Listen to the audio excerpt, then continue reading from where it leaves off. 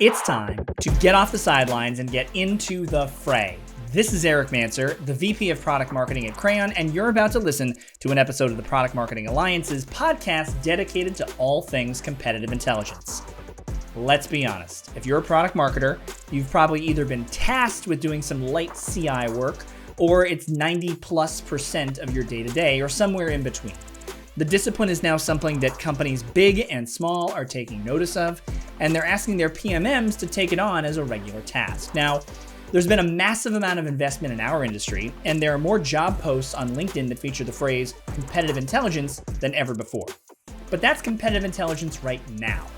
What was competitive intelligence 5 to 10 years ago, and what is it going to be in the next 5 to 10 years?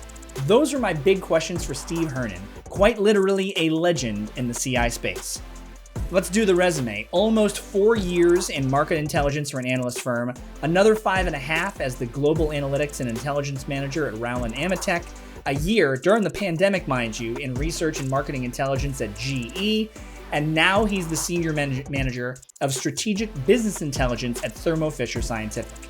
Over the past 10 years, he's been there, he's borne witness to all of the growth of the competitive intelligence industry to where it is today. But I had to ask him, did he ever think that he'd be doing this stuff almost a decade later? Not really. I think like a lot of people, competitive intelligence isn't something that you go to school to study and to as a vocation. I think it's a role that you end up going into because of some entry point, and then if you like it, you develop it and you shift to maybe other different roles. It's not like an accountant. What was your entry point? How did you get into this? Almost 11, 12 years ago now. Yeah, real interesting story. My background actually isn't really business. I studied psychology, and then of course I went back, got a business, an MBA, because I didn't know anything about finance or marketing, nothing. So, and I'm glad I did it. Obviously, it helped out, but I remember I returned to Chicago. This was like late 1990s, and it's like you had to get a job, and I didn't have one.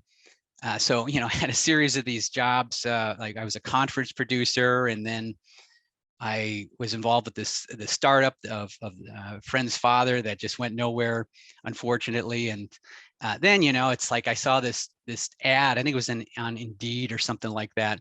That market intelligence analyst, and it was with this small boutique telecom consulting company. And of course, I looked at the website and, it looks like they do telecom reports. It's like, yeah, I could do this. Threw my hat in the ring. I got a call, got the job. And it turned out that this small company was the CI collection arm for like a major telco. I won't name them. And they were charged with doing all of the primary research on their competitors, specifically like their pricing for their various either business bundles or fiber optics deployments, anything that's commercial or enterprise. They just needed people to do primary collection, and it was all undercover, and it was all like non-public. So yeah, that was my foray into it. Just this total rugby scrum of like covert intelligence collection. There is, Steve, there's so much I can unpack with that. Let me start at the beginning. Psychology degree, that's fascinating, right? Because how much of competitive intelligence now is sort of like, reading the tea leaves and ascertaining people's like true motivations as they're doing things, right? Like isn't a lot of what psychology is sort of, reading the subtext and understanding understanding the motivating factors for what it is, why somebody did something. I mean, there's got to be a through line there between that, your degree in competitive intelligence now, right? Well, I could go on for a whole day on this whole new dynamic that we're seeing right now in competitive intelligence, where we've got to manage and collate and analyze all this data and automate it. And then that's kind of left the human intelligence side out. And that's where the psychology part goes in. And, I've always been of the contention that, there's still a human being at all ends of this equation over here. Mm-hmm. Mm-hmm. And this is a fallible entity that is just this walking bubble of bias, and you've got to realize that that's what you're up against, and when you're trying to do everything involved in CI, from the collection to the analysis to the dissemination to guiding policy, everything like that. So, I thought it was interesting, but just going back, it's like having a psychology degree. Well, it does present some, I think it gives you a huge advantage later on in your career, but early on, especially if it's just like an undergrad degree in psychology, it's just so general that it's just like people are going to say, hey, can you do a spreadsheet? Can you do this financial analysis? No. Okay, I guess, you're going to, cut your teeth in like auto claims, which is what I did when I first got out of school. So no, but it's interesting then that when you got into competitive intelligence, marketing competitive intelligence initially, it was very cloak and dagger. It was very clandestine, or, this ostensibly on its surface looked up like it was just a regular company, when in fact it was a wholly owned subsidiary of another company entirely. Now, I've had multiple episodes of this podcast where somebody's got competitive intelligence on their resume. It's just a thing that people do now. Companies talk about it all the time. But back then, it was considered almost, teetering on the edge of unethical, the types of things you had to do, right?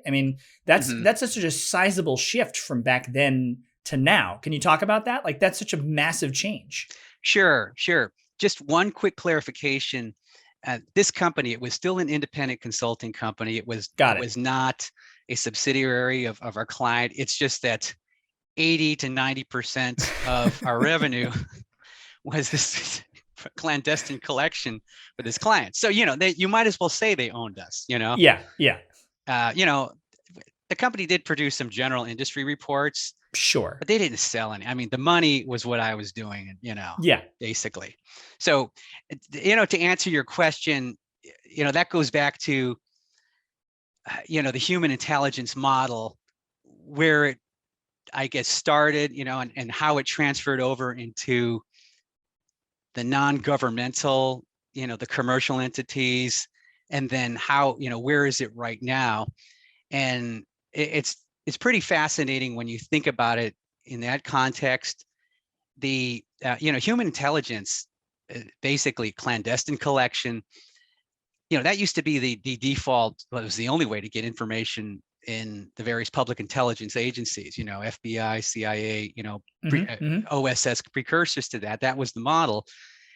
Things are different now, and my understanding of this is that I think it was at the Church Commission. There's something in the 70s, and somebody could probably completely prove me wrong. But what happened then is that there was a shift away from human intelligence collection because of some of the ethical questions or concerns on it, and especially the deception, the misrepresentation, the payment for sources, things like that.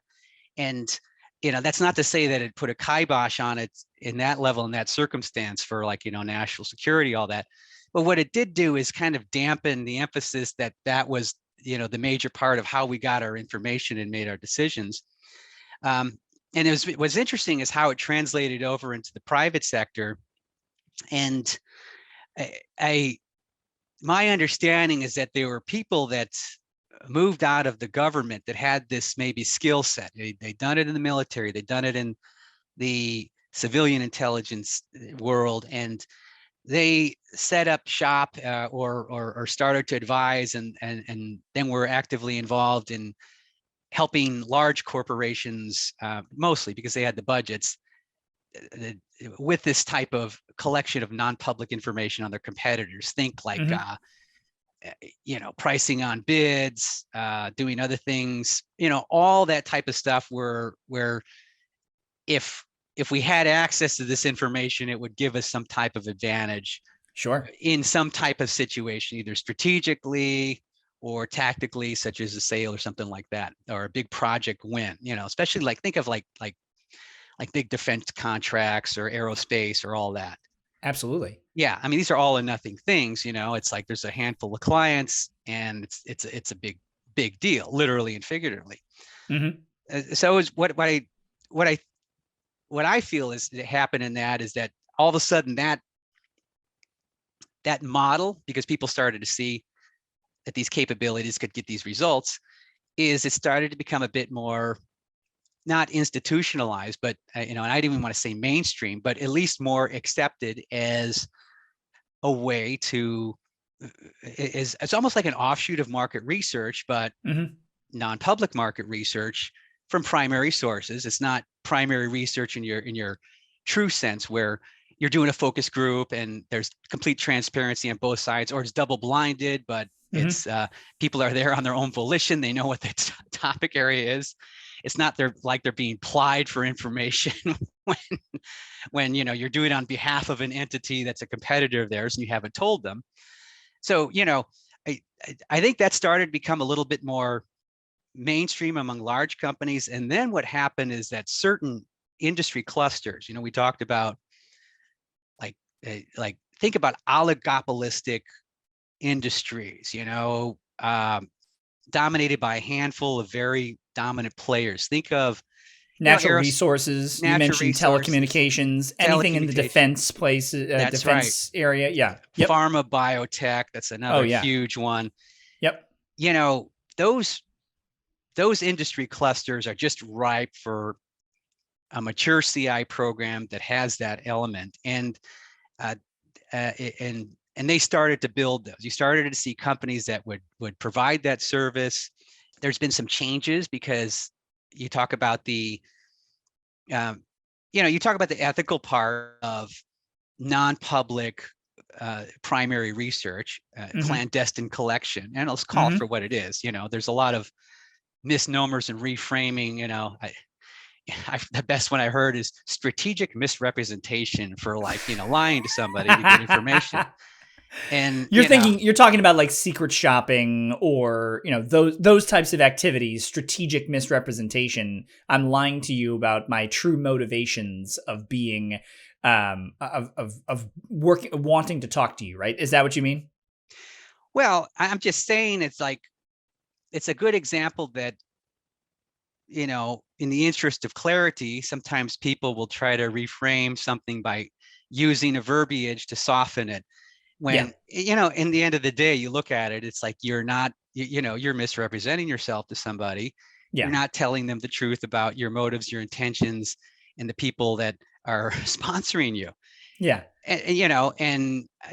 But then again, it's going back to, maybe historical Cold War, national security, life or death types of situations. I mean, it's like that was the modus operandi, that was the model, because that was the reality, and that was the need.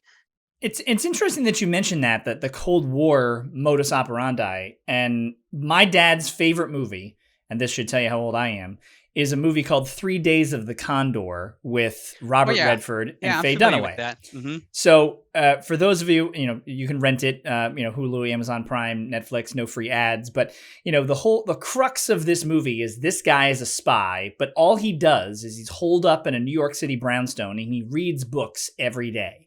He's read into a level of security that he knows what contracts are being made. He knows what plans are in place within the broader espionage community, but he reads fictional books to see if any of these authors, particularly those from Soviet bloc countries, are dropping little nuggets as if they know what's going on. He's basically trying to see if there is some level of leakage that's happening within the U.S.'s plans that has found its way into the broader literary culture.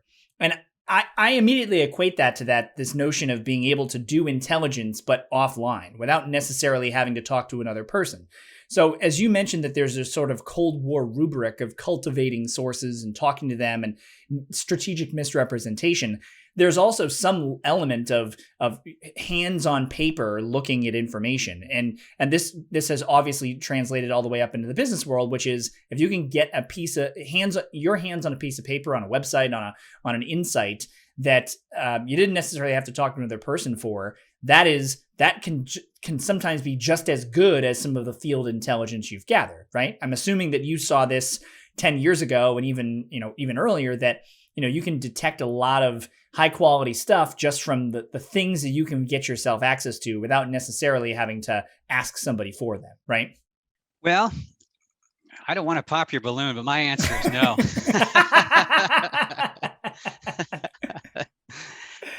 look, we're talking about two different things here. We're Yeah. talking about looking at a lot of unstructured data, trying to infer facts, which are never really facts, motives and meaning, versus having an interaction with an individual who between his or her ears, they have specific information that is what you're looking for, that can confirm what your client needs. And those are two different things. I think, and again, we're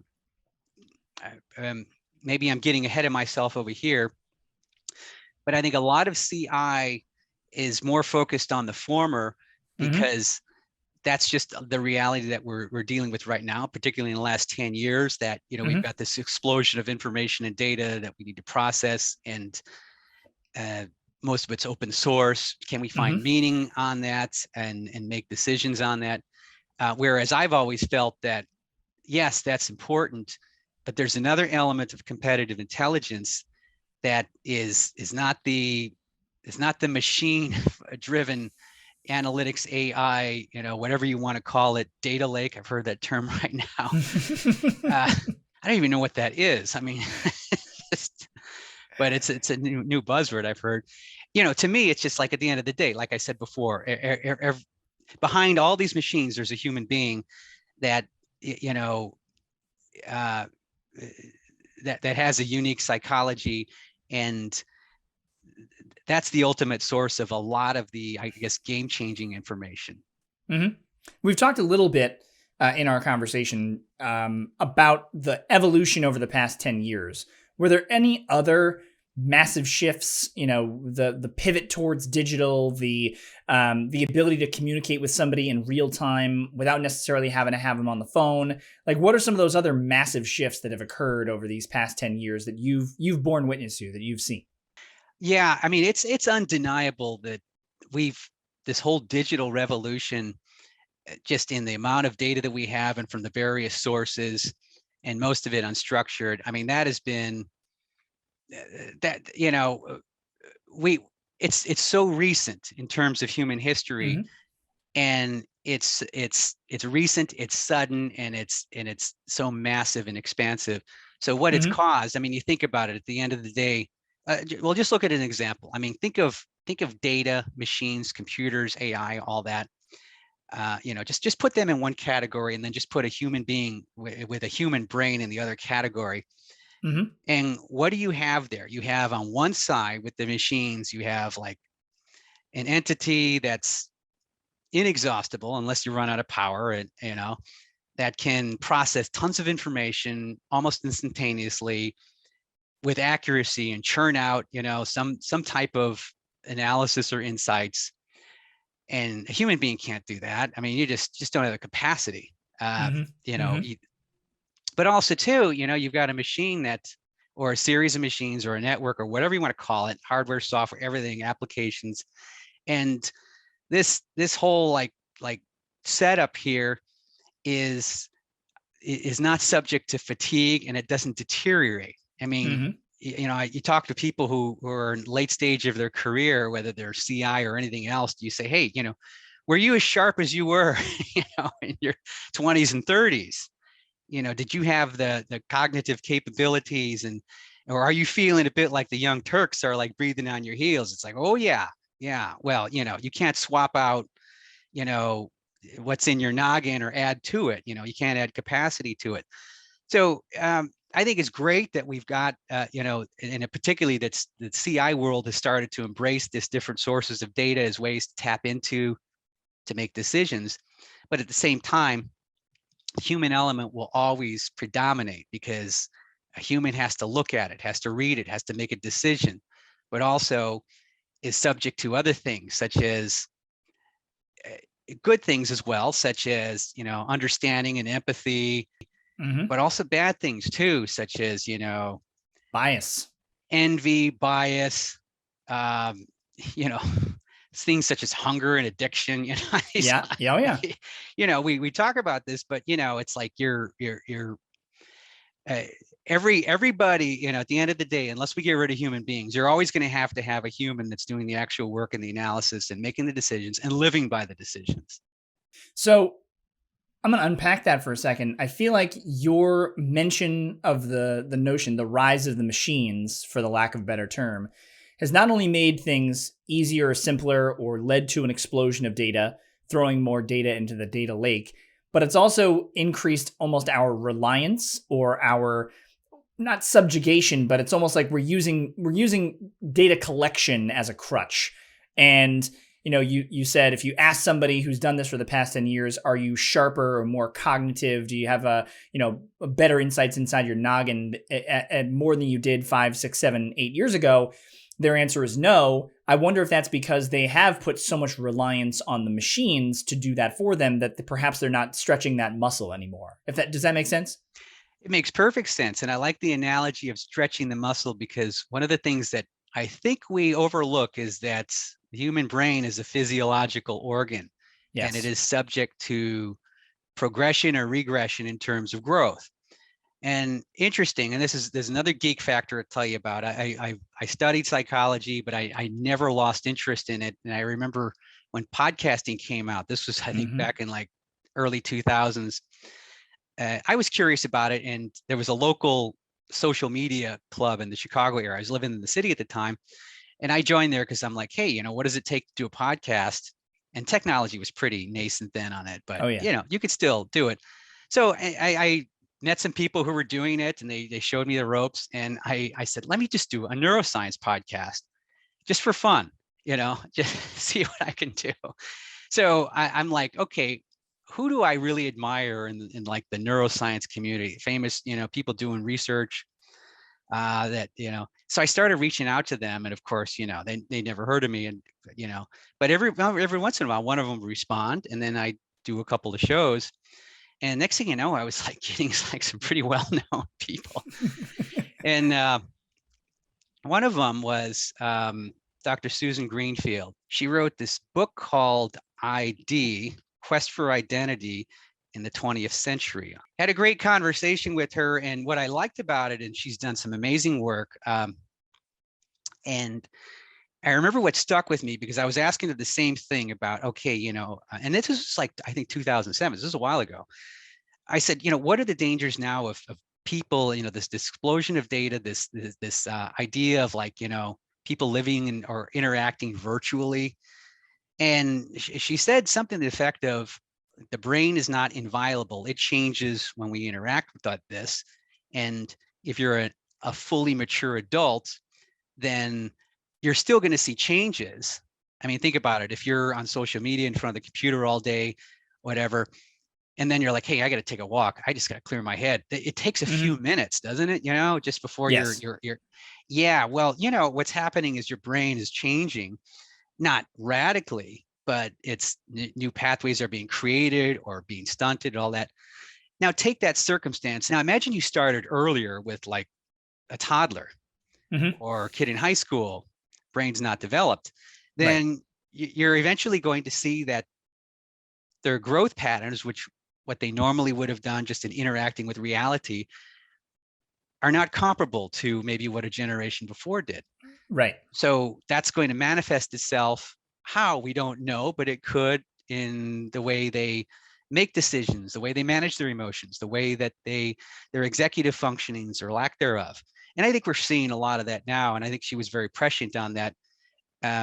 So, I think a lot of people think especially when I talk about stuff like this, that I'm some Luddite, that it's like, I don't have a phone. I have a rotary dial phone or a pay phone at home, or like a party line that they used to have in farms. But what you're doing is you're delving into your psychology background, and you're using books written by scholars to sort of ascertain like how we have gotten to here and where we are going from there. And I'm not going to do you one better, but I'm going to try to throw a name at you that you may also know. There's a technological philosopher named Raymond Kurzweil who wrote a book right around the same time, 2007, 2000, actually no, more like 2000, one called Spiritual Machines. Mhm. And he was writing about the singularity, which, and if you know the singularity, it's basically when the machine brain, the computer brain, becomes on par or equivalent to the human brain. And he postulated in this book, Spiritual Machines, there's no way for a computer to simulate a soul. So in order to achieve the singularity, they must arrive there on their own. And a soul is really where the crux, the id and the ego, as you talked about earlier, human decision making. Are we going to do this thing or are we not? Am I going to trust my gut on this or are we not? Mhm. And I wonder, as we gaze ahead 10 years, as the machines themselves are getting closer and closer and closer to that singularity, gathering data, understanding data, perhaps starting to make some of the decisions on their own vis-a-vis competitive intelligence, are we as humans, competitive intelligence practitioners, going to lean further the other way and try to be more reactive and say, no, sort of hold back the tide and try to take more of that decision-making power into our own power as a result of the quote-unquote rise of the machines? Does that question make sense? It does. I think it's a fair question. I think we're getting into the realm more of like almost quasi science fiction. That's okay. I mean, Which isn't competitive intelligence somewhat? I mean, we talked about this. It's almost spy fiction, right? But except it's, corporate sanctioned, right? Yeah, I'm a big sci-fi fan. Full disclosure, So I think science fiction has always been a metaphor for the present. I think that's really a good way of looking at it. That being said, I think if you're going to look 100 years into the future and you would see how people are really living their lives, they probably wouldn't be anywhere as sexy or alluring as like what you see in science fiction. People would still have like dirty, unkempt, living rooms just with, shinier things that maybe give them information better. Who knows? Because you're asking me to make an assessment of how we're going to react in the future with machines and data and all that evolving as it is. I think it just goes back to point I made before, is that there's limitations on our end as physical entities with physical limitations of how much we can process.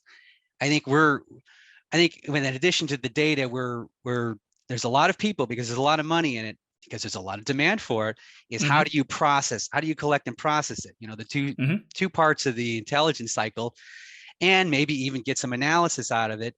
But I got to underscore it. It's just like, I really think that's more of a way of just managing and corralling this inundation here, so that a human being can try to make some sense of it in the context of their job and what's required to them. And then also like live their life, without being overwhelmed.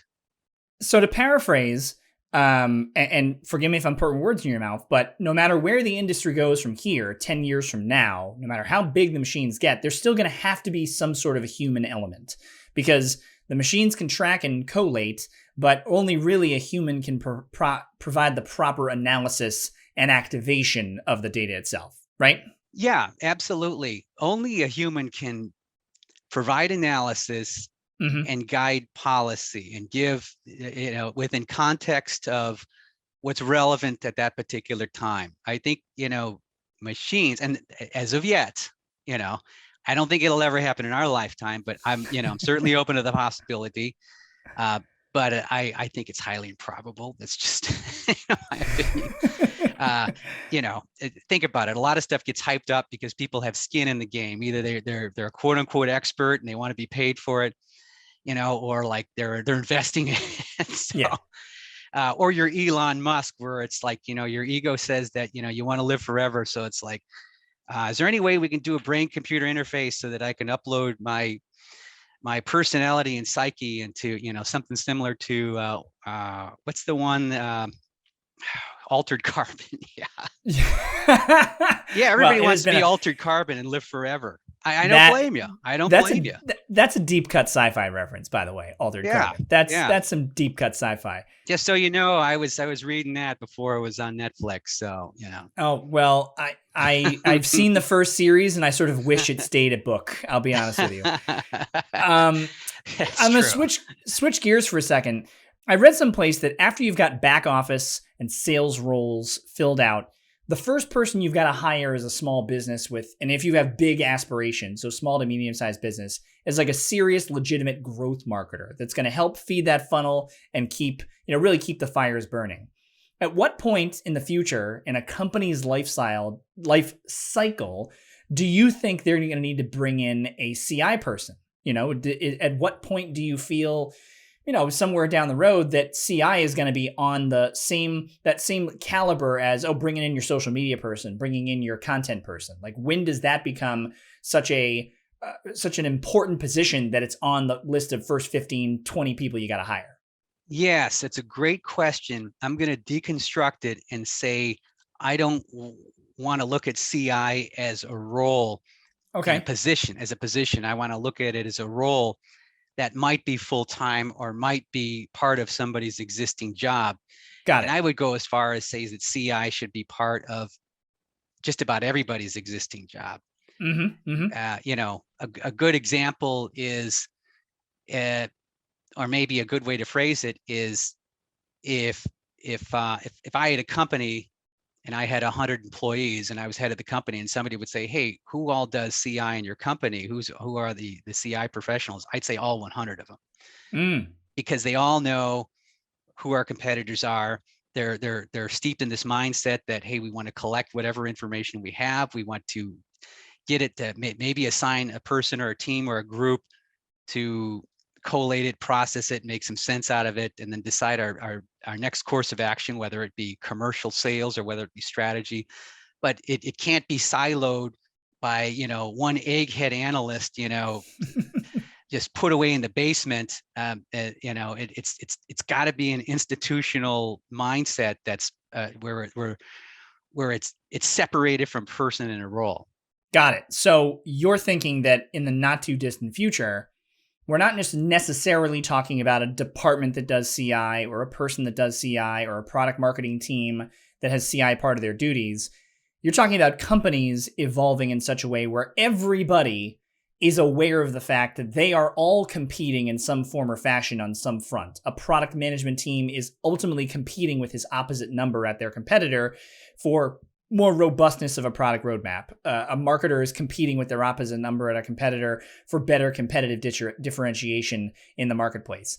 Your belief is that the more companies realize this and recalibrate their own regular work, their regular tasks to be everybody's fighting, for lack of a better term, all the time, that's where you think there's going to be success in the future, particularly with regards to CI.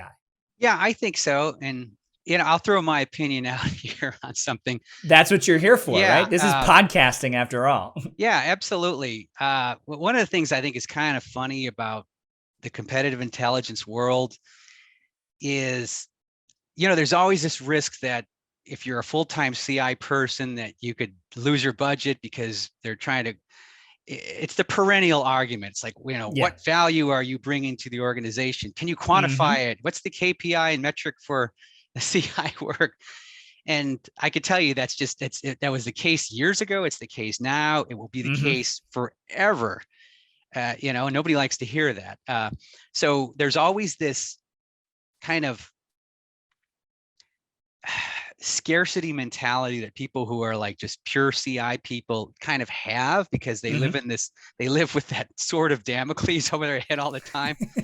And what I think it does also is it just makes them, anytime you have you're in a scarcity mentality, you just become more competitive yourself, and I kind of sense that in the CI community, which is, it's kind of a paradox. It's really weird. It's just like, do I share information about this, sources, methods, all this other stuff or not, whatever. Fortunately, I think, organizations, in the community, but I've just been in circumstances where it's just like, so-and-so does CI and that's it, and, you throw the stuff to them and they're the ones that do the analysis, do the recommendations, and God help you if you put together anything and collect something without their, blessing and guidance. So, I want to just upend that and say, look, I don't care, if my title has CI or intelligence or not in it, if I'm involved in the conversations, the discussions and the roles, if I'm, as long as my analysis is guiding policy somewhere, I don't care. And it helps me if more people are of the same frame of mind, so that, we're working in a collaborative effort towards that. A second ago, you mentioned this notion of measurement, attribution, KPIs. There was not long ago, marketing was considered within an organization the art department. They're the people that do the ads. But now marketing, as a result of attribution, has become sort of this growth engine where you can track everything. And competitive intelligence, as you mentioned, is not unlike marketing in that now there's various KPIs that competitive intelligence professionals need to sort of roll up to or adhere to. What have you done for me lately? How much value are you providing? You seem to intimate that maybe there's going to be some pushback on that. Maybe there's going to be some, hey, hold on, time out. Competitive intelligence, either anecdotally, strategically, or otherwise, is helping the organization. Everybody realizes it, and therefore you don't always have to have a yardstick next to it to make sure it's doing what it needs to do. Did I read that right? Does that make sense? I think partially. I think a better way to look at it is, the problem with competitive intelligence, particularly the qualitative type, is that it's hard to show a direct correlation between like saving money, getting a sale. I mean, unless you're doing something very tactical, like you're collecting information on a competitor, you're working with sales real closely on a big bid, and they win and they can say, hey, you contributed 10% to this deal. Something like that. But a lot of the other competitive, the analytical part, especially the strategic part, that's more qualitative, and it's really harder to show impact. Commonality doesn't always equal causality. Like, just because they occurred within the same sphere doesn't mean one thing caused the other thing, is what you mean. Yeah, and I think one of the best commentaries or even pushback to this whole let's measure it. You've heard it's like, like every goal session that you have, it's just like, well, it's got to be SMART goal, measurable, all that other stuff. Yeah. That cognitive template's going into areas where it shouldn't, but that's another opinion. But one of the best, I guess, opinions, assessments, whatever you want to call that, is a colleague of mine said something to the effect that CI, particularly when you're advising strategy, guiding policy with your analysis, you have to look at it as an insurance policy. When you go, like, when you pay for catastrophe insurance, are you expecting a return on that? No, you're paying for, probably not. You're paying for a set of protection to basically manage the uncertainty. And I guess if you're committing insurance fraud, you could be looking to profit on it. But most people don't do that. There's my claims background, first job out of school, experience talking.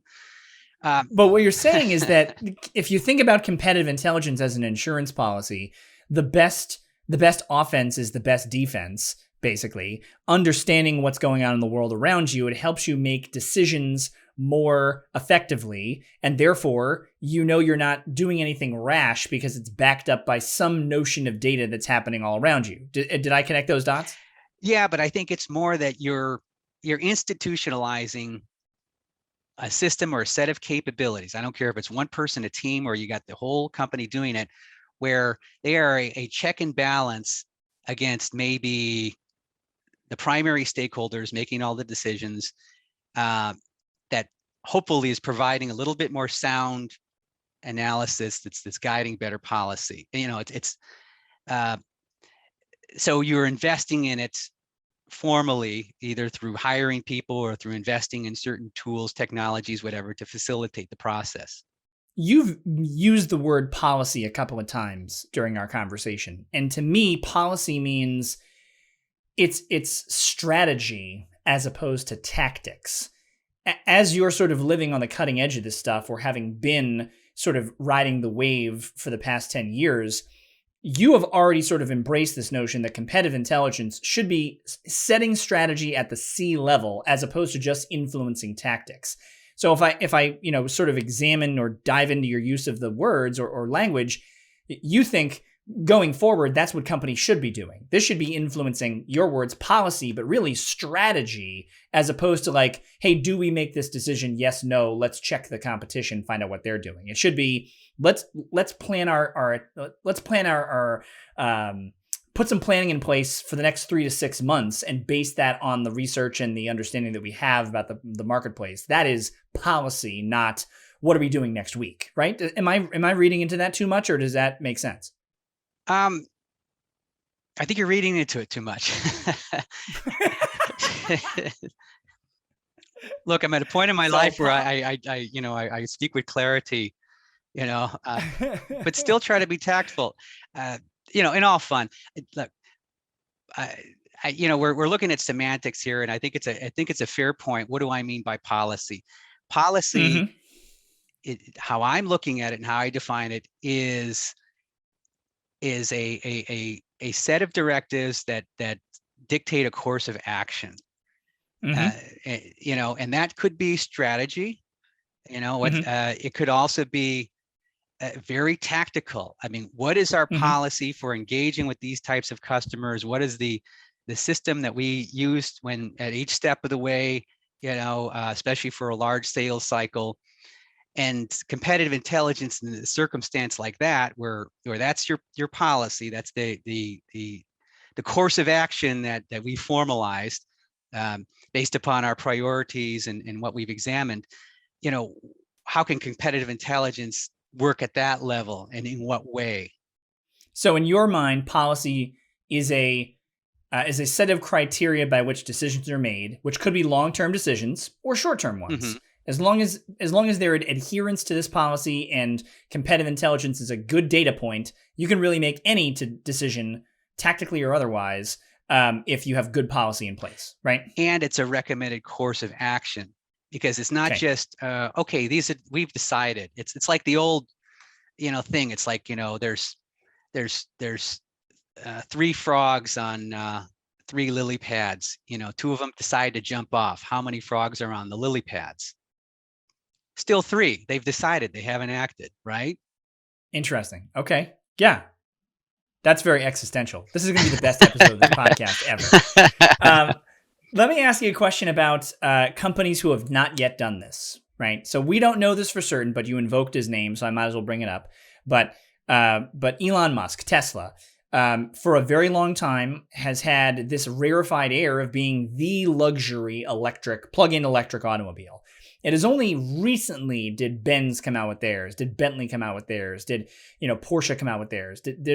Was there a rise and really an evolution of a luxury electric automobile? So he had basically a 3 to 5 year head start where he didn't need to do any competitive intelligence. He could just look around and come to discover that no one's got anything that's even close to it.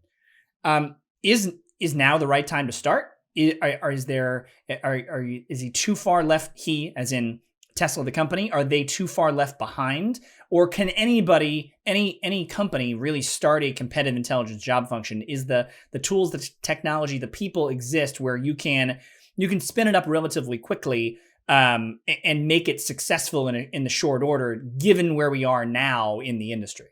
How do you know, let's use Elon Musk and Tesla, they already have a very advanced, mature, under the radar competitive intelligence function?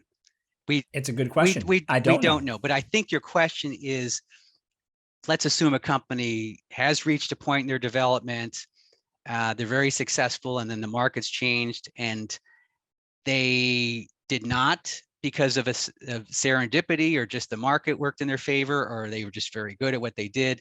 All of a sudden, other people said, hey, so-and-so created a market, let's jump in. And now things are getting a little bit more, margins are lower, and your typical product life cycle, market life cycle. Let's say they're in that circumstance. Just so I understand, is your question, can this company easily implement a competitive intelligence program just from scratch, not having any baseline? Exactly. Okay, absolutely. Is it going to be easy?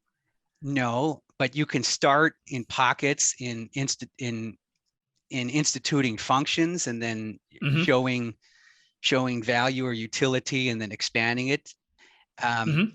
it takes it takes certain types of people who are, some people they're, and this is not a slam on anybody. It's like entrepreneurs and then, really good operational managers, you switch their roles, they would fail because that's just not what they're good at, you know? Right. Same thing with CI professionals. Some of them are very good at hey, I'm going to start this puppy up from nothing, and others are like, I really need a program with a structure and a budget because that's what I'm used to and that's what I'm good at. So, it can be done. You just need the right person with the right temperament, with the right capabilities. Mm-hmm. Got it. Or team, I should say, because it's not a lone wolf thing. But if you have to start, if somebody gets assigned that, then they just have to have the right, I guess, mental template and personality. Do you think it'll be easier for that same type of person to do that 5, 6, 7 years from now? Do you think there will be more ubiquity about competitive intelligence in the business world, more technology to help them? Do you think there's some way for somebody to sort of kickstart something, faster as time goes on, 5, 10 years from now? Well, one of the things, and this is going back to one of the questions you asked earlier about where's the competitive intelligence field, industry, whatever you want to call it, heading in the next 5 to 10 years. And, I say this, I talked with people who work in the industry that have the title of CI, and, this gives them a little bit of indigestion. I said, I think people need to start getting a bit more comfortable where their role maybe doesn't say competitive intelligence, because everything is competitive intelligence these days. It's almost lost its uniqueness, and it's a moving target as far as what it means. It means something very different to the director of sales as it does to the director of mergers and acquisitions. It means something very different to a startup, a like maybe technology, medical device startup or software startup, than it would to like competitive intelligence in a Fortune 1000 biotech company. That's why, okay, if you can't find clarity on the definition, and you go to the big CI conferences and they haven't nobody agrees on it. No. No. And but what you're saying is it has become a bucket for, too many things to too many different people. And as a result, the word itself has become, I hope this doesn't get us the explicit label on our podcast, but it's almost become bastardized, the term.